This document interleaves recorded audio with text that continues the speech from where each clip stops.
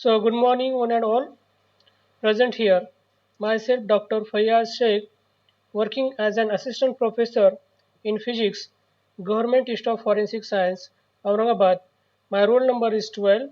Today, I am going to present a micro teaching presentation on total internal reflection for online refresher course in emerging issues in information communication technologies organized by Human Resource Development Center, Dr. Babasaheb Ambedkar Marathwada University, Aurangabad. So today we are going to see the concept of total internal reflection. So before going to understand what is the total internal reflection, we have to first understand what is the refractive index of the material. The index of refraction of the material is the ratio of speed of light in vacuum to the speed of light in that medium. So the index of refraction is always 1 or greater. The larger the index of refraction, the slower the light travels in the medium.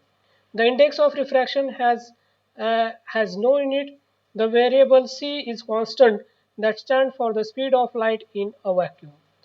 This is the universal speed limit and always 3 into 10 to the power 8 meter per second with nothing faster. The index of refraction equation is n is equals to c by v, where c is the speed of light, it is 3 into 10 to the power 8 meter per second, n is the index of refraction, v is the velocity of light in the medium. Now we have to understand what is the refraction of the light using this diagram.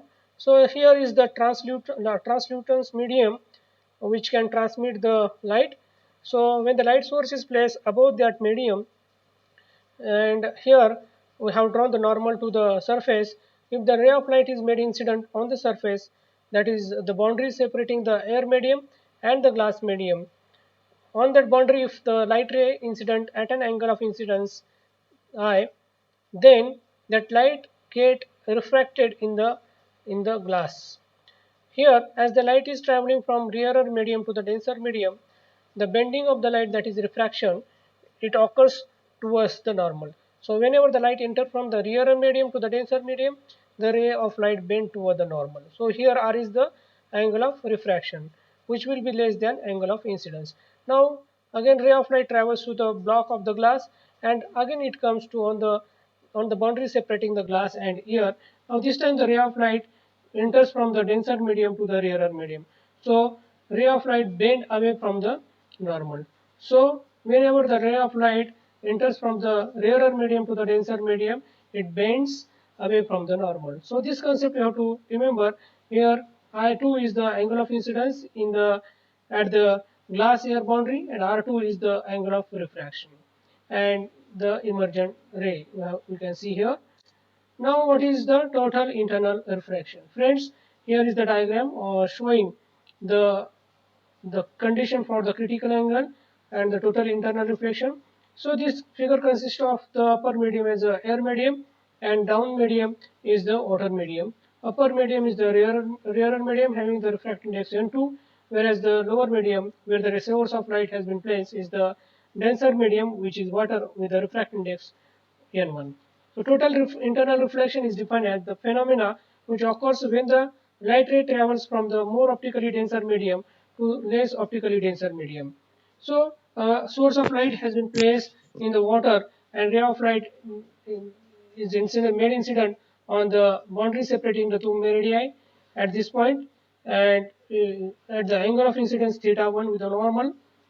Now the refraction occurs, and as discussed before, the ray of light will bend away from the normal. So what happens when ray of light enters from denser medium to rarer medium? It bend away from the normal. So theta 1 is the angle of incidence and theta 2 is the angle of refraction. Now theta 2, that is angle of refraction, it is a function of angle of incidence. So when you increase the angle of incidence, the angle of refraction go on increasing, and then the condition will reach when the angle of refraction will become 90 degree. So that angle where the angle of refraction become 90 degree, it means that ray of light travels along the boundary between the rarer medium and the denser medium. That angle of incidence is called as a critical angle, and beyond that angle, if you increase the angle of incidence, the ray of light get total internally reflected within the denser medium. So this phenomenon is called as a total internal reflection.